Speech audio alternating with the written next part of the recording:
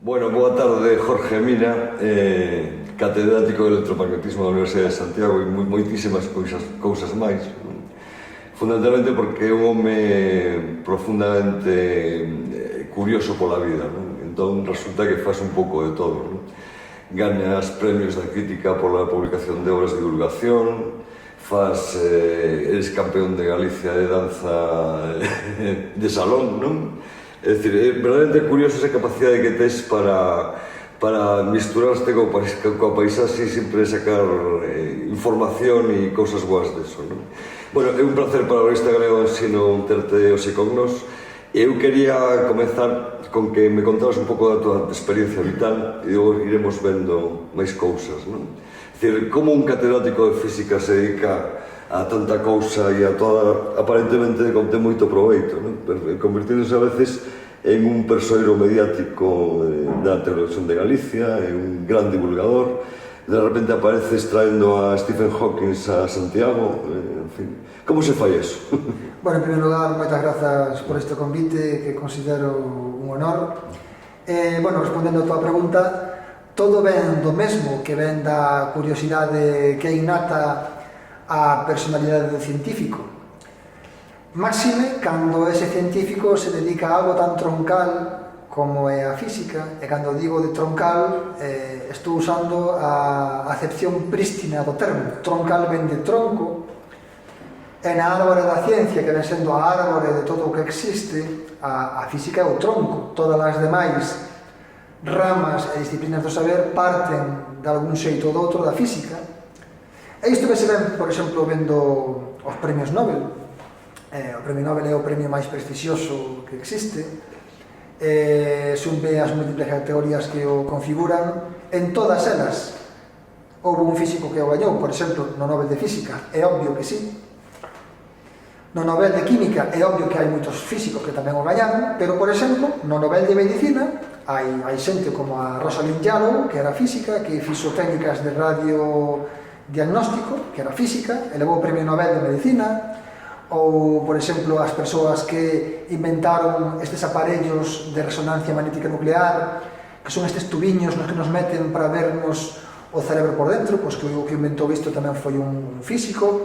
Ou mesmo, por exemplo, o famosísimo premio Nobel de Medicina ou Fisioloxía do ano 1962, que foi o da dobre hélice de ADN, o de Watson, Crick e Wilkins. Bueno, pois Crick e Wilkins eran físicos, e a inspiración dos tres, como así o recoñeceron, veolles deste famoso libro de Que é a vida, de Erwin Schrödinger. Se seguimos as categorías do Nobel, o primeiro premio Nobel de Economía foi para Jan Tinbergen, que era físico. E mesmo, bueno, no premio Nobel da Paz, Sájarov era físico, e mesmo no premio Nobel de Literatura, José Echegaray, que foi o primeiro español en levar o premio Nobel de Literatura en 1904, pois foi o fundador e primeiro presidente da Real Sociedade Española de Física. Despois, se nos miramos en cousas como a xeoloxía ou a paleontoloxía, o famoso meteorito este que extinguiu os dinosauros é agora unha realidade aceptada, pero no ano 80 non se sabía cal era a causa que provocara a extinción dos dinosauros, e quen se decatou diso foi Luis Álvarez, Premio Nobel de Física en 1968, por certo, neto dun fabuloso médico asturiano. Este home xa estaba casi xubilado, tiña un fillo que se dedicaba a xeoloxía, e un día, analizando os seus datos, viu que había unha capa xeolóxica correspondente a 65 millóns de anos atrás que tiña unha fina capa de iridio. Entón, el, vinculando isto a que nesa época se extinguieran todos os dinosaurios, propuso a idea de que houbera un gran meteorito que caera na Terra e que extinguira todo isto. E, efectivamente, así foi cando el, unha vez xa morto, encontrouse en Yucatán outro meteorito. Pero vamos, o primeiro de ter esa idea, e o primeiro publicado, un artigo ademais moi potente, pois foi un premio Nobel de Física que causa unha revolución na xeoloxía. Con isto quero dicir, xa vou grao, que realmente un físico pode barrer para onde idea gana, pode dedicarse a moitas cousas distintas. Eu, por exemplo, teño agora mesmo 5 liñas de investigación activas, todas distintas. Todas distintas?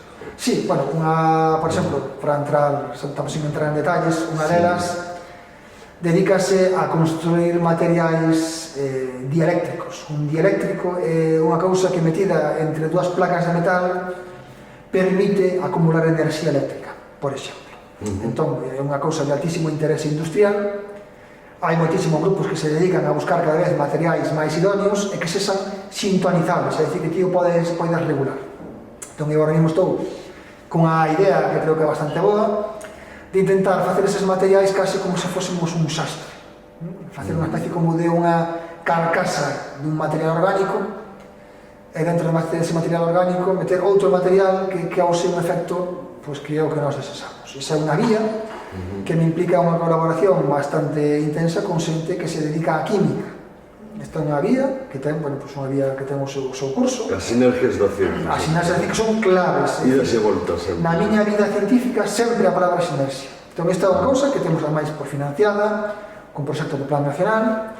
Despois teño unha línea que empezou case por azar. Un día encontrándome, léndome a revista Nature, que é unha revista moi curiosa, das máis potentes no eido da ciencia, atopeime que había un par de físicos moi coñecidos que intentaban explorar como era a evolución ao longo do tempo dunha lingua. É dicir, intentaban ver como era, cal era a explicación de que unha lingua empezase a declinar cando entraba en contacto con outra. Por exemplo, que pasa co galego ou co castelán.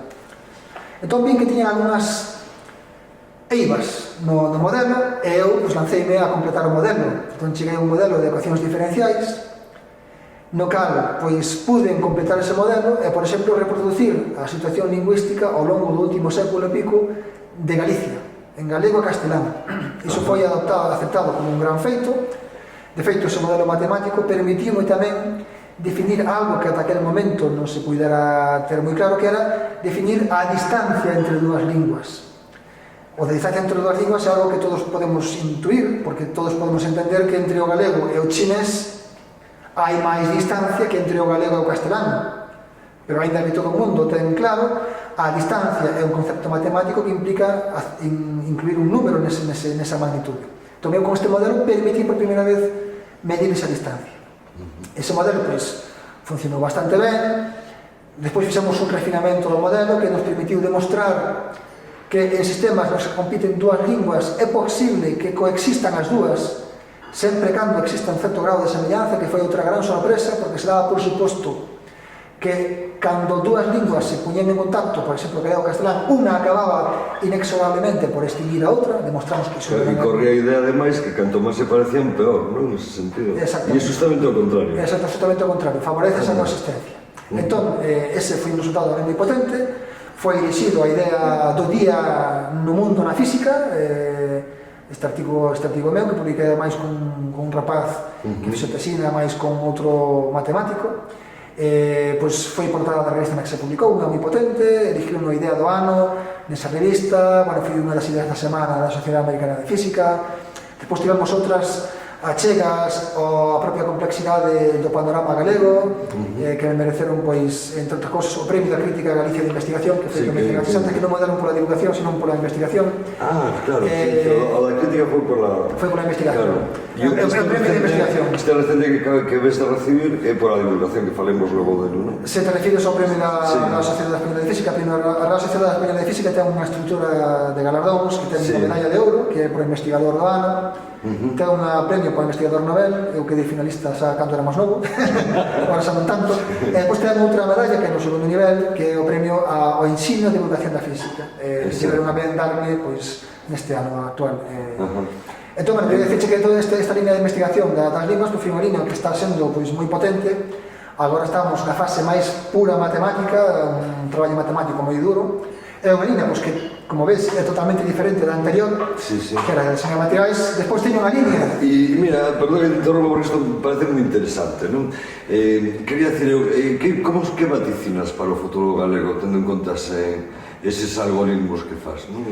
Sí, pois, dada a situación de Galicia, a proxección a futuro implica que vai quedar unha marxa residual de galego. Unha marxa residual que podría... Mesmo no rural tamén, porque... Mesmo no rural, de feito... Aparentemente no rural segue triunfando, non? Sí, de feito, no que é o mapa de Galicia aparecen diferentes núcleos, grumos, nos cales aparecen bolsas onde o galego resiste. Ainda que hai outras bolsas onde o galego tende a desaparecer. Isto é algo obvio, que se está vendo nas cidades, pero que estamos nun punto moi cerquiña ao equilibrio de existencia falecemento do galego. Estamos aí nun borde que necesita quizáis que se leve un poquinho o status da lingua, porque outro dos parámetros que xoga neste modelo é o status, que ven sendo as condicións socioeconómicas que o falante proxecta nesa lingua como mecanismo de relación co mundo. Entón, un usa unha lingua ou outra dependendo do status que lle outorga, non? Entón, a día de hoxe, no modelo, nos vese claramente que o status do galego é claramente inferior ao do castelán. Incluso en esta mesma universidade tengo entendido que se publican máis artigos científicos en castelán que en galego, ¿no? A día de hoxe. A grande parte son inglés. Sí, claro. Bueno, a lingua galega é a lingua preferente na Universidade de Santiago, xa por estatutos, pero, bueno, non tiña ese dato, pero, bueno, pode ser. Pero, sobre todo, vese no día a día, non? Eu son catequista dende hai 30 anos, e os nenos... Físico e catequista. Sí, non hai ningún problema, podemos falar disto despois. Quero decir que os nenos que tiña hai 30 anos falan a maior parte deles galego, e os nenos que teña agora xa empezan a falar de todo un pouco. Entón, bueno, vese que hai unha certa evolución, vese que os netos falan menos galego que os avós.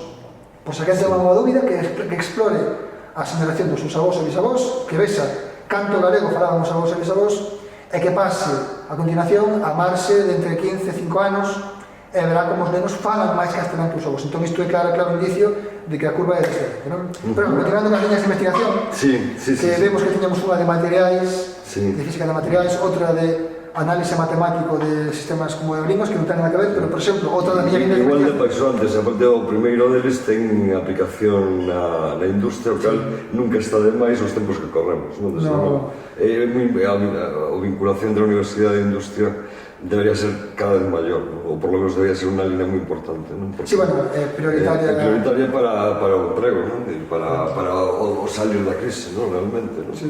E a terceira era algo biomédico tamén. Sí, era médico, porque é unha historia moi curiosa, que base tamén en ter o nariz posto en todas partes. Entón, bueno, pois trabei contacto con a odontóloga que fixera un máster de ortodoncia no grupo máis potente que existe en Europa, que é o grupo danés.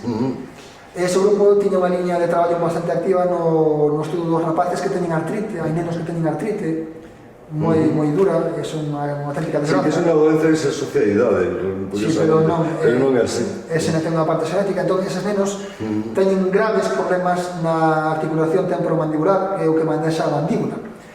Entón, o tratamento que se está dando na norte de Europa a eses nenos é un tratamento como ortodoncia, mentres que o abordamento que se fai aquí en España, que se fai, por exemplo, no servicio de reumatoloxía do complexo universitario de Santiago, é unha vía química de antiinflamatorios. Entón, o que fixen foi unha especie de trío entre unha odontóloga, un reumatólogo e unha persoa que se dedica á física da imaxe para intentar sacar con escáneres unha parte, digamos, da inflamación desta zona de aquí, nos rapaces de artrite, e intentar explorar con esa vía, vendo un tratamento de imaxe bastante novidoso que estamos agora mesmo ponendo en marcha, ver como é o volumen desa inflamación e intentar ver como son as evolucións reais, porque a dor é algo subjetivo que non é un parámetro para medir avances nunha cousa, non? Entón, deste modo, intentamos facer unha chega. Entón, como vedes, pois, a terceira liña, que non ten nada que ver con as máis, pois teño outra cuarta liña que se dedica a deseñar circuitos para consumo doméstico, e é que hai unha liña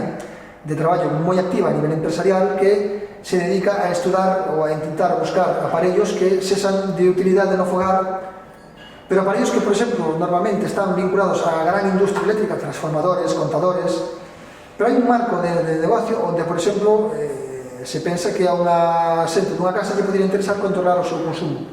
Entón, estamos deseñando un prototipo que permitiría, como casi un fonendoscopio, poñer ese aparello en riba das zonas onde pasa a corrente, onde pasan os cables, sen facer un burato na parede, que eso sí que se podría facer, pero entendemos que unha señora que está na súa casa non pode facer un burato na parede con un martelo, entón, pues, unha especie de fonendoscopio permite saber como está sendo o teu consumo eléctrico. Este é un proxecto que estamos levando a cabo con unha empresa que se chama Galicia Telecom, un proxecto que se acaba de presentar, que quedou excelentemente valorado, o segundo ou terceiro proxecto máis valorado, en un total de 250 no plan nacional. É unha liña que está dando bons resultados, pero como vedes é unha cuarta liña que non ten nada que ver con as anteriores. E hai unha quinta liña, esa acaba por fin, que se dedica precisamente a estudo de algo moi básico, que é a teoría da relatividade, unha teoría xa plenamente establecida. Bueno, moi básico, en fin. Sí, pero é unha teoría moi establecida, pero que sempre ten novidades, sempre ten un campo aboado para que alguén se poña a buscar unha nova versión a hora de contala ou a hora de entendela dunha maneira máis gráfica.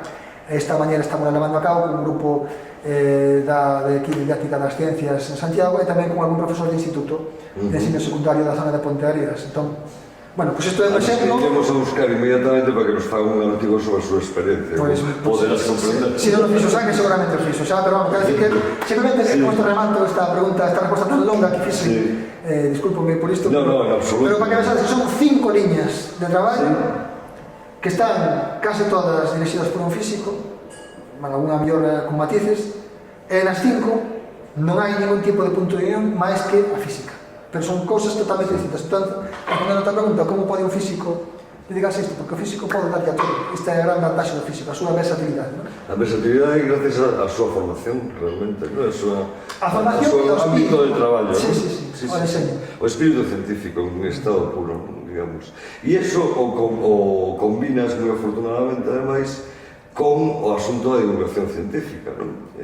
A tua última obra está sendo un éxito, non se cantas edicións en castelán. 3 máis 1, 4. Exacto, non? 4 levamos, e o que queda, non? Recoñecimento por ela, en fin. A pregunta é obvia, non? Como se congracia o espírito da ciencia ao maior nivel e esa capacidade que non é nada doada de descender ao básico para divulgarlo, non? E iso sería unha pregunta doble, porque a mí o que me interesa tamén é se iso é un banderín de enganche para as novas xeracións, se nos pode servir aos ensinantes para tirar dos rapaces a hora de que aprecien o coñecemento, que ao fin e ao cabo é un pouco o que salva, non? Deberíamos saber que non salva o diñeiro, sino o coñecemento moitas veces. Como podemos transmitir todo eso? Bueno, a pregunta é múltiple e a resposta é tamén múltiple. Digamos que na educación hai diferentes aproximacións. O meu inicio foi un inicio moi curioso, porque eu publiquei un artigo de un pouco cachondeo calculando as temperaturas do ceo máis do inferno.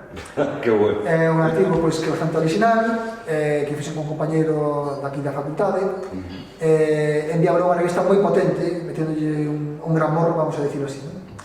Pero para a nosa sorpresa o artigo foi aceptado, publicado, nós todos contentos, pero resultou que ese artigo estaba resolvendo unha cuestión que xa abordara 30 anos antes unha persoa que era o equivalente ao ministro de Ciencia e Tecnoloxía do goberno de George Bush, do pai do que despois foi presidente tamén. Sí. Entón, este home resolvera intentar abordar o mesmo problema, pero equivocarse. Entón, isto xenerou un debate monumental. Cando saliu o noso, creouse un gran efecto, un gran impacto mediático, saliu incluso na revista Time, na revista del Spiegel, dedicando o sea, foi unha cousa mundial, non só polo propio tema en sí, que era moi cachondo as cousas como son, pero sino tamén porque era unha corrección dunha persona moi importante. De feito, podo comentar así como anécdota que cando este señor morreu, era un catedrático de física nuclear da Universidade de Yale, unha persona moi influente na física norteamericana. Pois cando morriu, fixose un obituario na revista Science, que é a revista máis potente científica, junto con Nature, e 2/3 dese obituario eran dedicados a este afer do ceo e inferno, e 1/3 do obituario era para contar o que fixéramos 2 físicos españois botando llevar esos susto. Entón, isto revela ata que punto chegou tal. Bueno, ben, entón eu con este tema... En que temperatura había no inferno? No inferno había 232 grados, bueno. E no inferno 444. Bueno, isto foi un gran bombazo mediático, entón isto xuntouse nunha época na cal eu viña de ganar un campeonato de baile de salón, fixera outra cosa, entón, bueno, isto, digamos que me transportou ao medio televisivo, onde me empecé a especializar, empecé a especializar en contar a anécdota científica. A anécdota un tanto toque choqueiro. Entón, isto como dalle a pastilla ao gato, cando o gato está enfermo, a pastilla non lle sabe, dalle a pastilla no medio dun cacho de queixo. Entón, isto, digamos que foi unha estrategia coa cal empecé a meterme no mundo da educación hai xa 15 anos, contando este tipo de cousas para contar conceptos máis profundos, non? Entón, unha cousa na cal contas algo pois, un pouco light, un pouco choqueiro, e metes no medio do queixo para despistar o consumidor, meteslle a píldora científica, non? Isto foi unha aproximación, pero depois hai outra, que é a divulgación que non pode facer todo o mundo. Digamos, esta divulgación que te acabo de dicir, pode facer calquera persona, pode facer incluso un actor, contarle que lle des un certo movimento. Ese actor podría facer ese tipo de divulgación, como así ocorre, de feito, que hai actores que fan ese tipo de cousas. Agora ben, hai outra parte da divulgación que é a de contar o que se está desenvolvendo na ciencia punteira. Entón, os actores aí esa non poden facer ese tipo de achega. Entón, alguén que está dentro sí que coñece o sistema, e iso foi unha divulgación que tamén fixen, é dicir, a de contar como é a investigación que se está levando a cabo, a de sacar grupos que están ben enterrados ás páxinas da prensa, onde colaboro, por exemplo, ou en programas de televisión ou radio, onde estuve durante moitos anos facendo iso. Entón, é outro tipo de divulgación distinta. E despois está, basicamente, fiando tamén coa tua pregunta, a organización de grandes actividades. Entón, non é que ti divulgues conceptos básicos, non é que ti divulgues conceptos avanzados ou traballos de investigación determinados, sino que, ademais, podes organizar grandes estruturas para que outros conten as cousas. Entón, por exemplo, está o programa Conciencia, que é este programa que se artella en base a premios Nobel, tamén que ten unha actividade de satélite, que é o Premio Fonseca, que levou Stephen Hawking no ano 2008, e tamén, por exemplo, as Inner Nights, que son quedadas científicas onde varios científicos contan en pequeno tempo o que están facendo. Sí, digamos que son tres... Con a lingua sincera, digamos, sí, para chegar a xente. Fantástico, non? Que nos contas da visita de Stephen Hawking a Santiago? Porque eu escoiteite unha vez das tus intervencións na televisión e quedei fascinado, non? Por a forza de vontade. Aí parece que Hawking, a parte da inteligencia de vontade, realmente, non? Sí, bueno, con respecto á visita de Hawking,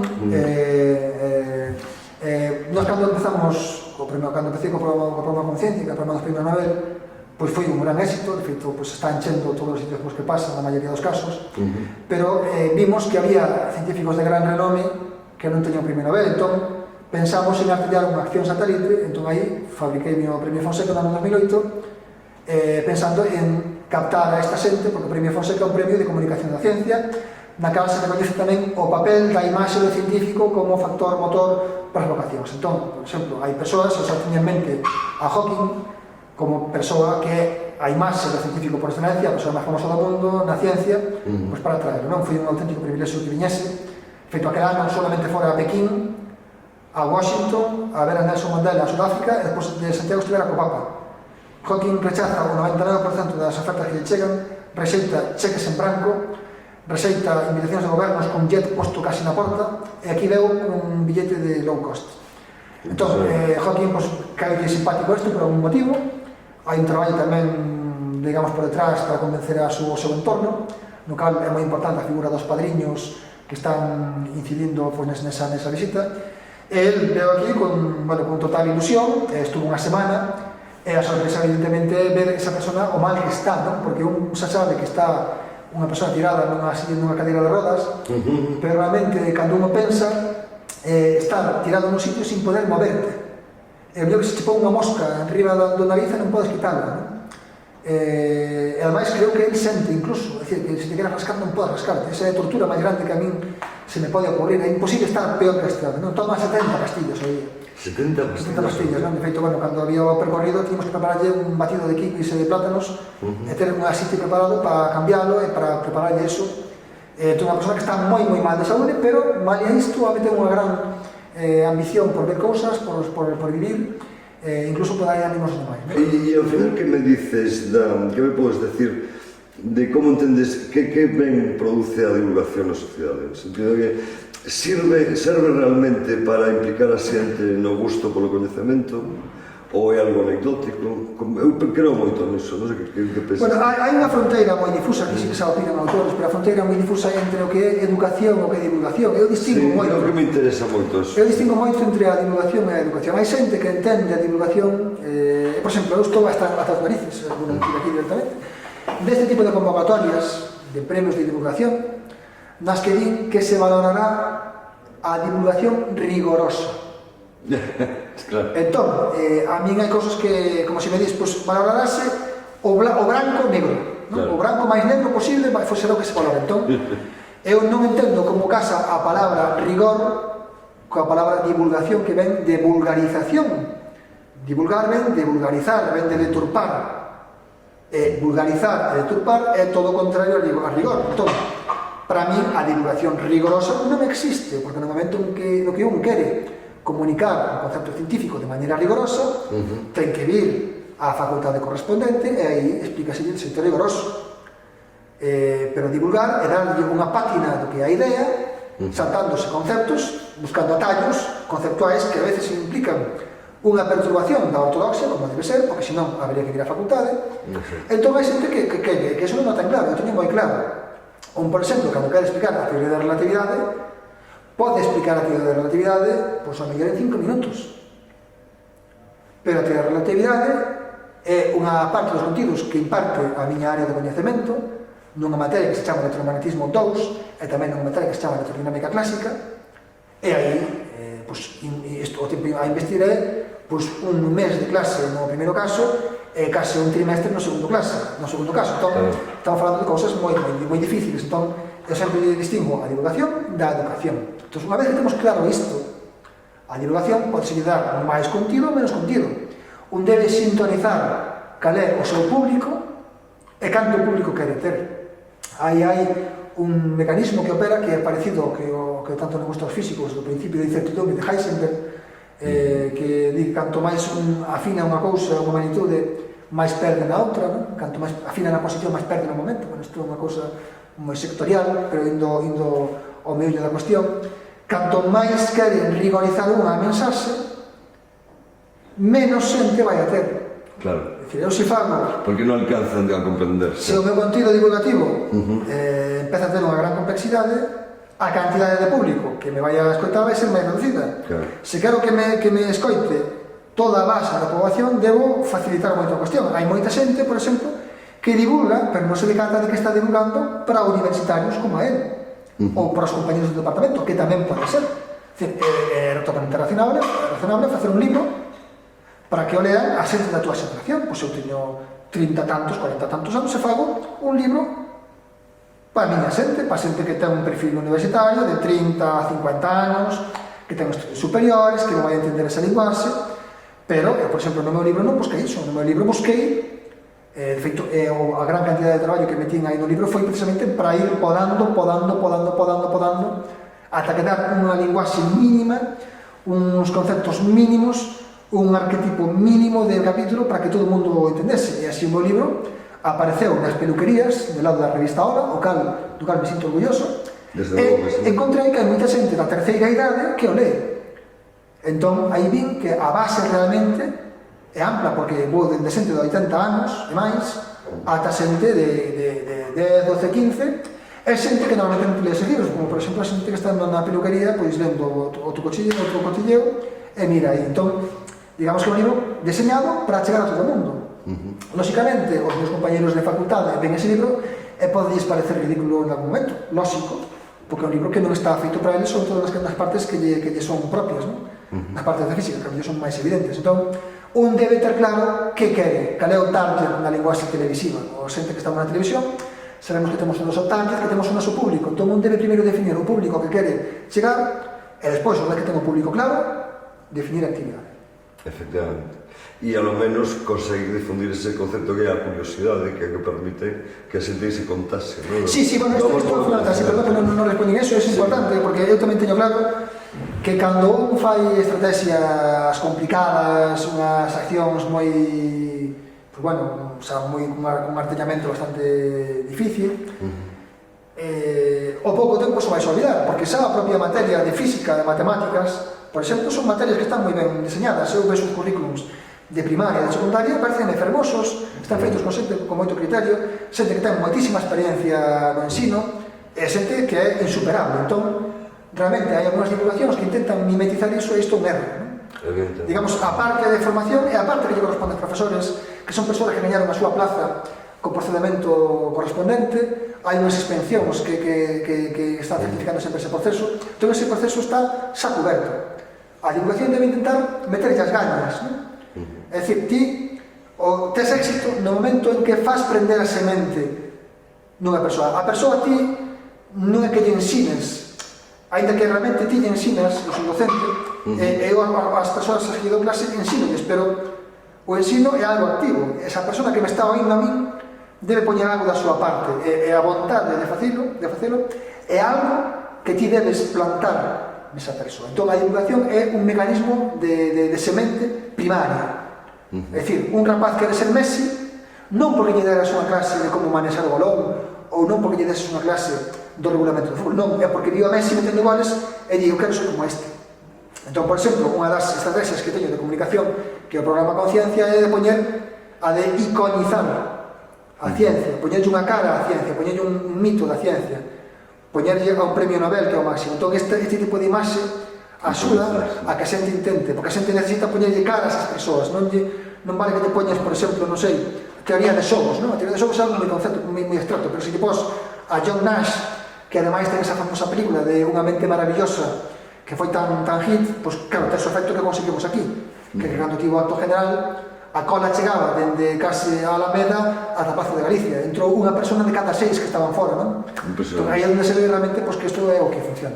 Funciona e o necesitamos, ademais. Sí, eso, bueno, ese caso, esa visita de Nobel... A mí, recórdame, se queres, hombre, non me gusta contar cousas persoais, pero teño alguna destas, non tiña excesivo aprezo pola paleontoloxía, por exemplo, ata que hai un tipo que coñecerás moi que se chama Stephen Jay Gould, que morreu hai pouco, e que difundía os artigos no New Yorker. Bueno, Stephen Jay Gould era un clásico. Claro, ¿no? Entón, decía, bueno, pues que ben contas cousas este hombre, non? E que divertidas son, ademais. Como que a ciencia, o coñecemento moitas veces é divertido no sentido de interesante, non? Sí, bueno, o coñecemento, digamos, a semente sí, pero agora, a formación non ten por que ser divertida, é dicir, temos que ter ese cuidado, porque non podemos pretender que o neno se este divertindo sempre que aprende.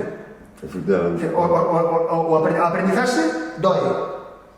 E a aprendizaxe implica esforzo, sobre todo na aprendizaxe das ciencias, que implican dous niveis. O sea, unha cousa é aprender a ler e aprender o alfabeto. Unha vez que aprendes o alfabeto, lees todos os libros, pero a ciencia parte dese suposto e necesitas elevar un nivel para ter outra alfabetización de segunda orde.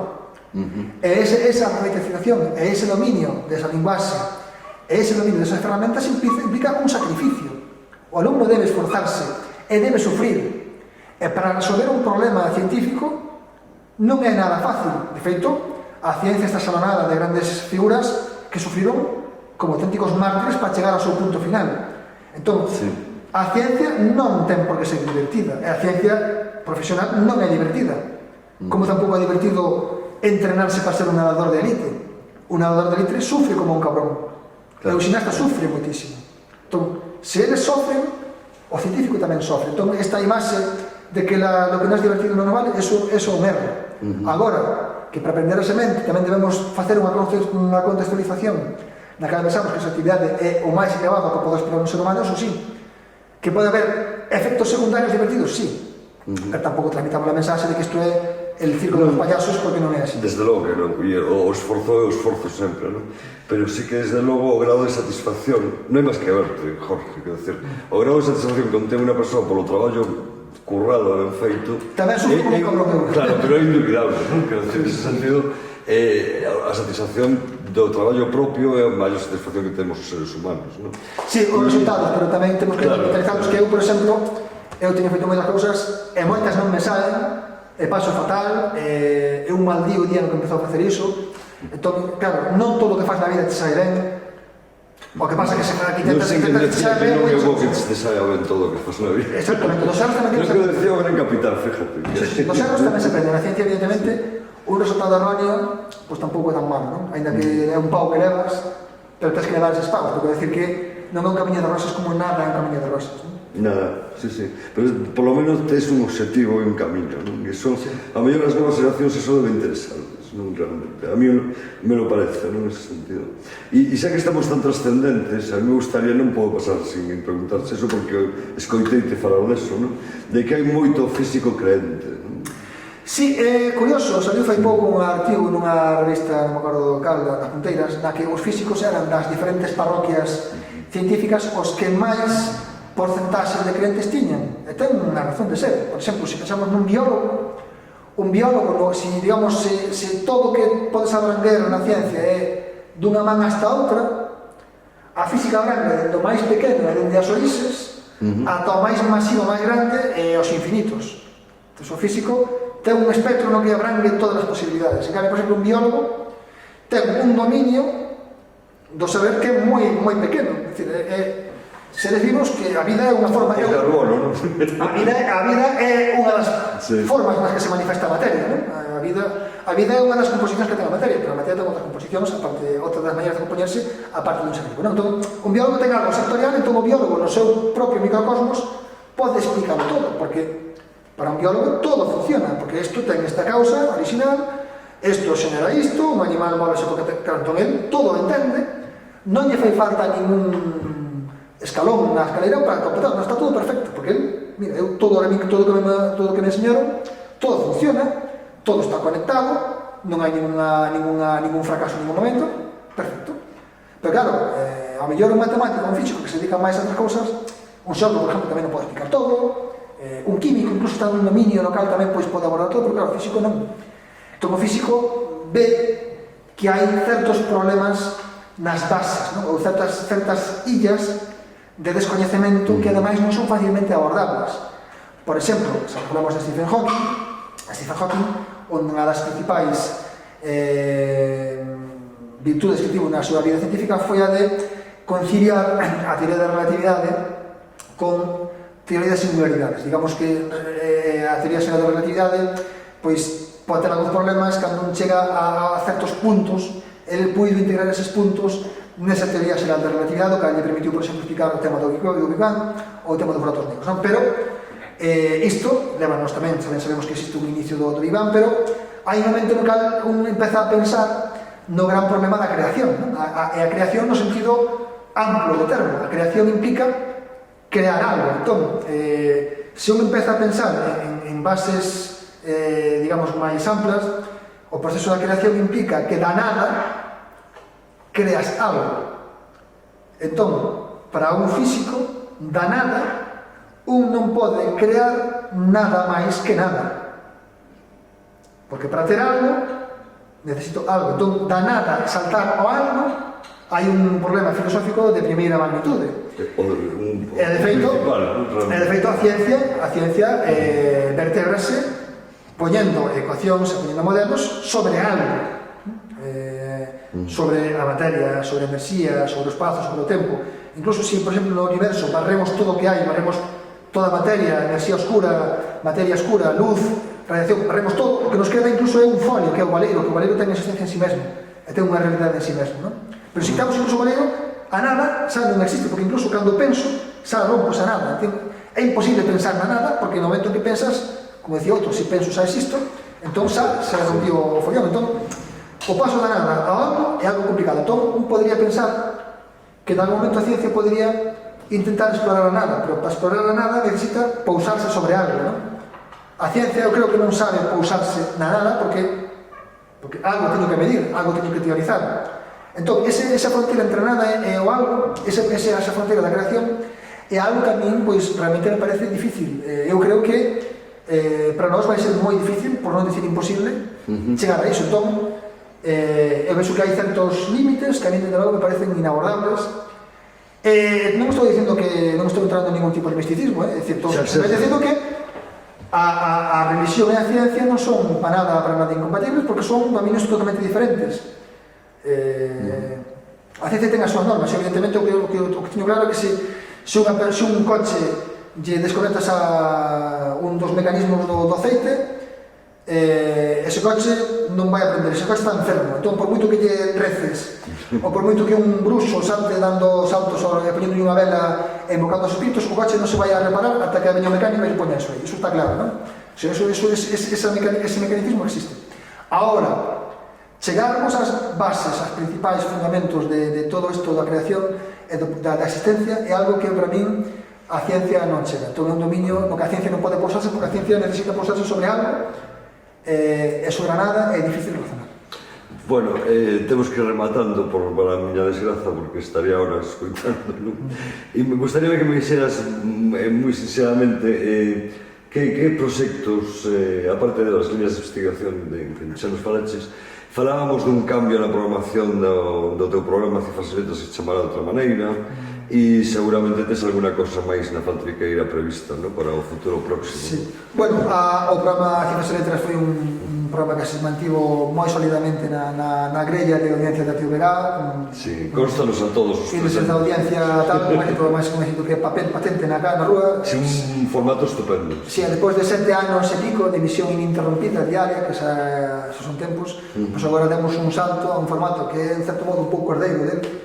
Un programa con unha nova filosofía moi parecida, que pivota sobre xogos con letras, con sílabas, establecemento de palabras, na búsqueda dunha normalización do idioma galego, non? E de enriquecimento do vocabulario, e tamén unha parte xa máis científica, que xa máis directa para o meu perfil, que son preguntas de ciencia específicas, integradas directamente no programa, e tamén con unha parte aritmética que ten moito éxito.